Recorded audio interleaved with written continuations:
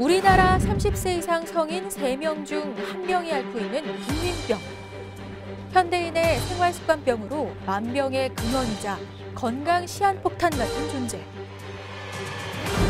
흔히 성인병이라고 부르는 대사증후군 환자가 1,000만 명에 육박하는 걸로 조사됐습니다.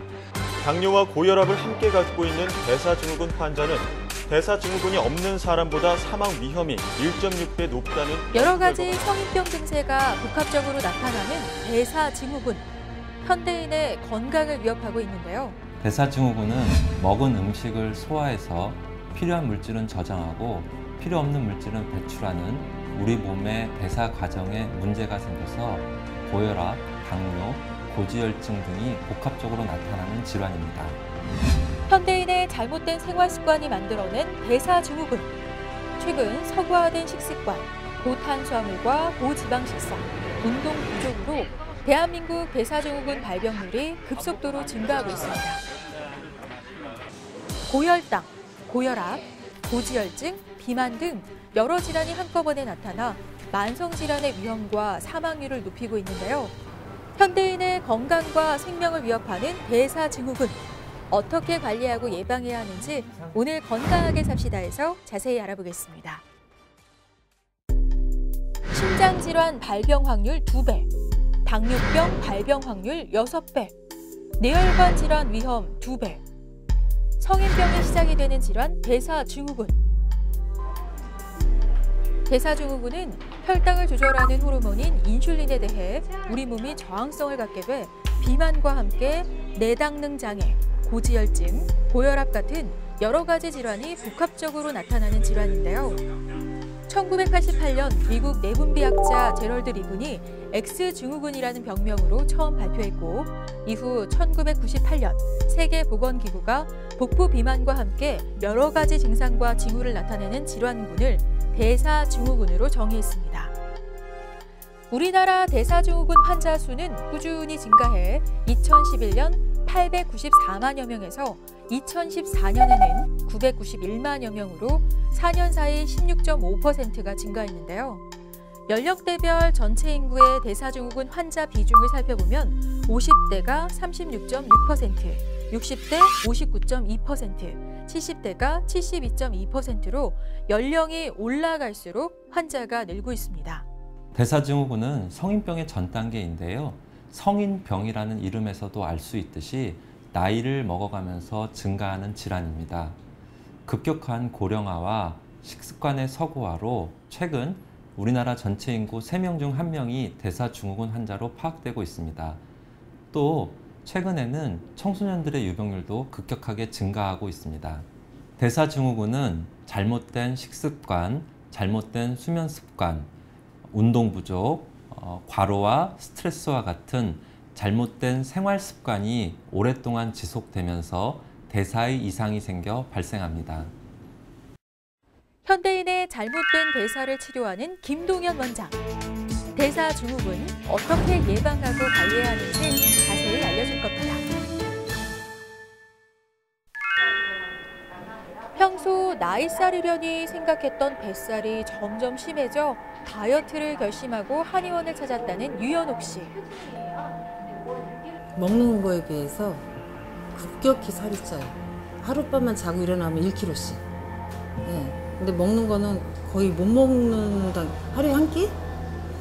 그러니까 이러다 내가 뭐 큰일 생기겠구나 싶어서 2년 전에 건강검진했을 때는 모든 게 정상이었는데 얼마 전에 검사를 했더니 그 성인병, 고혈압, 당뇨, 콜레스테롤 그런 게 이제 약을 먹을 단계에 들어가서 급격히 살도 찌고.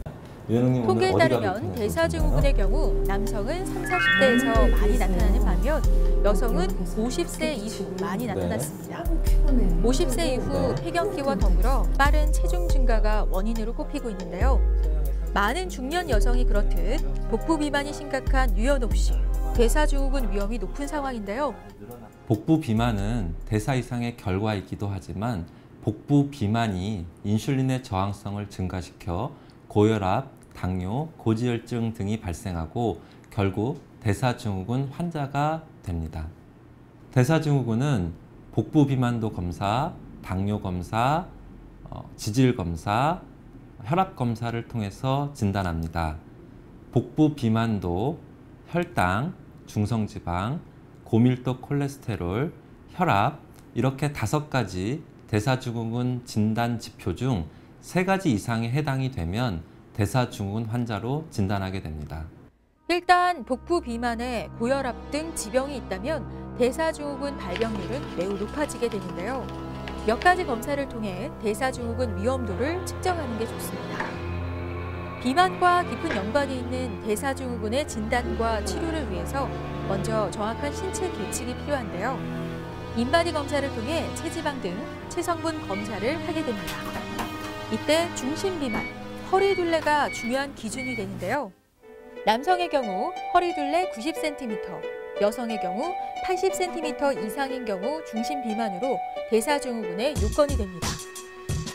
그리고 중심비만 외에 고중성지방혈증, 콜레스테롤, 당뇨, 고혈압 등이 대사증후군을 진단하는 기준이 됩니다. 이 중 3가지 이상에 해당되면 대사증후군으로 진단하게 됩니다. 때문에 혈압 측정으로 고혈압 여부를 체크하게 되고 혈액 검사를 통해 당뇨, 콜레스테롤 등의 수치가 대사증후군 기준 범위에 속하는지 꼼꼼하게 체크하게 됩니다. 환자분은 체중이 증가해서 살을 빼기 위해서 내원을 하셨습니다. 그러나 환자분이 가지고 계신 건 복부 비만뿐만이 아니라 일상화된 피로, 스트레스, 소화불량, 두통 이런 다양한 임상적인 증상들을 가지고 계셨는데 그 원인들에 대해서 알지 못하셨습니다. 그래서 다이어트와 관련된 사전검사를 하는 과정에서 환자분이 대사증후군 환자에 해당된다는 사실을 확인하셨고 다이어트를 하면서 복부 비만을 빼는 치료 과정이 대사를 회복하는 치료 과정과 일치하게 됩니다. 따라서 살을 빼는 과정에서 대사증후군 관련된 임상 증상들도 같이 좋아지실 거라고 생각합니다. 많이 속상하고 이렇게 살아야 되나 싶을 정도로 우울증까지 같이 오더라고요. 몸무게가 뿌니까. 당연히 체지방이 많고 근육량이 적기 때문에 복부 비만과 계속 늘어나는 체중 때문에 고민이었던 유현욱 씨. 검사 결과 대사증후군 진단을 받았는데요. 적절한 치료와 관리가 필요한 상황입니다. 대사증후군은 초기 대부분 증상이 없는 데다 성인병의 전 단계쯤으로 생각해 적극적으로 치료하지 않고 방치하는 경우가 많은데요. 대사증후군 무엇보다 조기 치료와 관리가 중요합니다. 대사증후군 환자는 중풍, 협심증, 심근경색과 같은 뇌혈관, 심혈관 질환의 발병 위험이 정상인에 비해서 2배 이상 높고 당뇨병의 발병 위험은 10배 이상 높으며 암의 발병 위험도 높아집니다. 조기에 치료하고 관리하지 않으면 성인병, 즉 만성 생활습관병으로 진행되므로 적극적인 치료가 필요합니다. 성인병의 전 단계라 불리는 대표적인 생활습관병, 대사증후군. 방치할 경우 대사 이상으로 인해 여러 가지 질병을 유발할 수 있는데요. 뇌졸중, 심근경색, 암은 물론 지방간 만성 풍판, 통풍, 담석증 등 여러 질병에 노출될 수 있는 만큼 초기 관리가 중요합니다. 대사증후군 치료를 위해서는 먼저 주요 진단 기준이기도 한 복부 비만을 해결해야 하는데요. 복부 내장 지방을 없애기 위한 한방 침 치료. 체지방을 분해해 허리 사이즈를 줄일 수 있습니다. 네, 선생님 지금 어떤 치료를 하고 계십니까? 예, 지금 환자분은 복부 비만침과 온열덤 치료를 받고 계신데요. 배가 차가워지면 대사율이 떨어져서 복부 지방이 증가하고 반대로 배가 따뜻해지면 대사율이 증가해서 복부 지방이 감소하는 효과가 있습니다. 전기 복부 비만침과 온열덤 치료는 배를 따뜻하게 해서 복부 지방을 감소하는 효과를 기대할 수 있습니다. 자, 이렇게 30분 정도만 있으시면 됩니다. 대사증후군의 관리에 있어서 제일 중요한 건 식습관을 바꾸시는 건데요. 물을 제외하고 어떤 음식을 먹는지, 먹는 종류를 적어주세요. 그러니까 대표적인 생활습관병인 만큼 대사증후군 치료를 위해서 무엇보다 식생활과 생활습관이 중요한데요. 수면 습관 등 잘못된 생활 습관을 고치고 매일매일 먹는 시간과 식단을 체크하면 숨어있는 대사증후군을 예방할 수 있습니다. 규칙적인 운동도 병합을 해야 되겠죠. 예, 물론 몸이 이 체지방이 빠지면 선생님이 활동하기 편하다 하니까 선생님 그거 잘 따라서 규칙적으로 먹는 거 잘 챙겨 먹고 잘 자고 즐겁게 생활하도록 노력하겠습니다. 대사증후군을 일으키는 두 가지 음식을 피하는 것이 중요합니다. 첫 번째는 흰쌀밥, 밀가루, 설탕과 같은 즉시형 탄수화물입니다. 즉시형 탄수화물은 대사를 방해하기 때문입니다. 두 번째로 모든 종류의 가공된 인스턴트 식품을 피하십시오. 인스턴트 식품에 포함된 과도한 염분과 과당, 그리고 식품 첨가물들은 대사를 방해하게 됩니다. 대사증후군은 잘못된 식습관으로 생기는 경우가 많은데요. 무엇보다 잘못된 습관을 고치는 게 중요합니다. 최근 연구 결과 나트륨을 너무 많이 섭취하면 대사증후군 발생 위험이 2배 가까이 높아진다고 하는데요. 소변을 통한 나트륨 배출량이 증가할수록 대사증후군의 주된 요인인 인슐린 저항성이 커진다고 합니다. 뿐만 아니라 대사증후군 예방을 위해 흰밥 위주의 불규칙한 식사, 빵, 과자, 주스, 커피 등을 마시는 습관은 고쳐야 할 잘못된 식습관입니다. 무엇보다 대사증후군 예방을 위해서는 섭취 열량을 줄이고 동물성 지방보다 식물성 지방이 많은 음식을 먹고 숨이 찰 정도로 운동하는 게 좋은데요. 운동은 유산소 운동과 적절한 근력 운동을 병행하면 효과가 좋습니다. 마지막으로 적당한 수면을 취하는 게 대사증후군 예방에 도움이 된다고 합니다. 어떤 특별한 운동이 아니라 본인이 좋아해서 꾸준하게 할 수 있는 운동을 선택하시는 것이 중요합니다. 대사증후군은 만성 생활 습관병입니다. 오랫동안 생활의 습관이 잘못돼서 오는 병이기 때문에 빠르게 나빠지지도 않지만 빠르게 회복되지도 않습니다. 꾸준하게 즐겁게 하실 수 있는 어떤 운동이라도 대사증후군 치료에 도움이 될 수 있습니다. 대사증후군은 잘못된 습관을 바꾸고 건강하게 사는 법을 지키는 것으로 충분히 고칠 수 있습니다.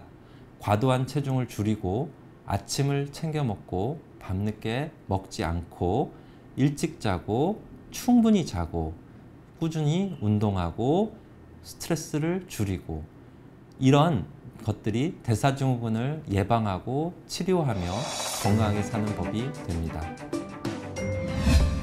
현대인의 건강관리의 시작은 대사증후군 예방부터인데요. 심혈관 질환은 물론 암 위험까지 높이는 만큼 철저한 식생활, 생활습관 관리로 대사증후군의 위험으로부터 벗어나기 바랍니다.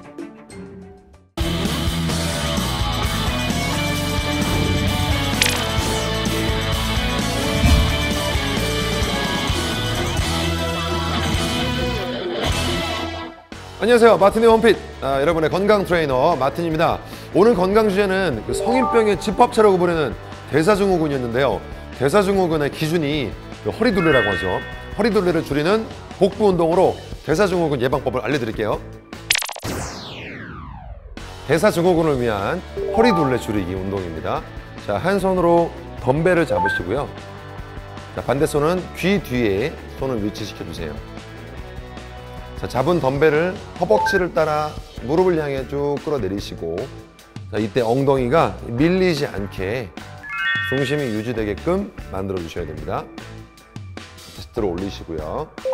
자, 내려갈 때는 호흡을 마셔주시고, 자, 정점을 찍고 올라오는 순간에 입을 통해 강하고 짧게 내쉬면서 올라오시면 돼요. 내려갈 땐 들이마시고요. 올라올 때는 내쉬어줍니다. 자, 한쪽에 15회, 그리고 반대쪽 15회. 그래서 3세트 하시면 되겠습니다. 한 손에 덤벨을 들고 다른 손은 머리 뒤로 올린다. 숨을 내쉬고 덤벨을 등 쪽으로 상체를 기울인다. 호흡을 유지하며 복부 힘으로 상체를 세워준다. 대사증후군에 도움이 되는 아기처럼 걷기입니다. 네발 걷기인데요. 전신의 근력을 쓰면서 온몸의 순환을 만들어 줄 겁니다. 자, 바닥을 어깨 너비로 짚으시고 양 무릎도 골반 넓이로 벌려주세요. 발끝은 세워주시고요. 이 상태에서 바닥을 밀어주면서 무릎만 들어 올리는 거예요. 자, 오른손과 왼발을 함께 한 발 앞으로 나가고요. 또 반대 왼손과 오른발을 앞으로 갑니다. 다시 또 앞으로. 자, 이번에 뒤를 가보겠습니다. 자, 꼭 빨리 하지 않아도 되니까요. 천천히 몸이 많이 흔들리지 않는 상태에서 움직임을 하셔야겠습니다. 그리고 처음에 만들었던 그 자세가 유지가 된 상태로 움직이셔야겠어요. 좋아요. 각 기어가기를 1분씩 해주시면 되겠습니다.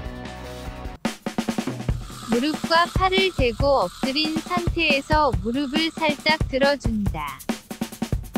무릎을 뗀 상태로 손과 발을 교차해 1분 동안 기어간다. 허리둘레가 5cm 늘어날 때마다 사망률이 8%가 증가한다고 합니다. 자, 만병의 근원이 되고 있는 대사증후군 예방을 위해서는 뱃살을 줄이는 것이 무엇보다 중요한데요. 집에서 간단하게 할 수 있는 뱃살 줄이는 운동을 오늘 배우셨죠? 지금 바로 시작하십시오. 지금까지 마틴의 홈핏 마틴이었습니다. 감사합니다.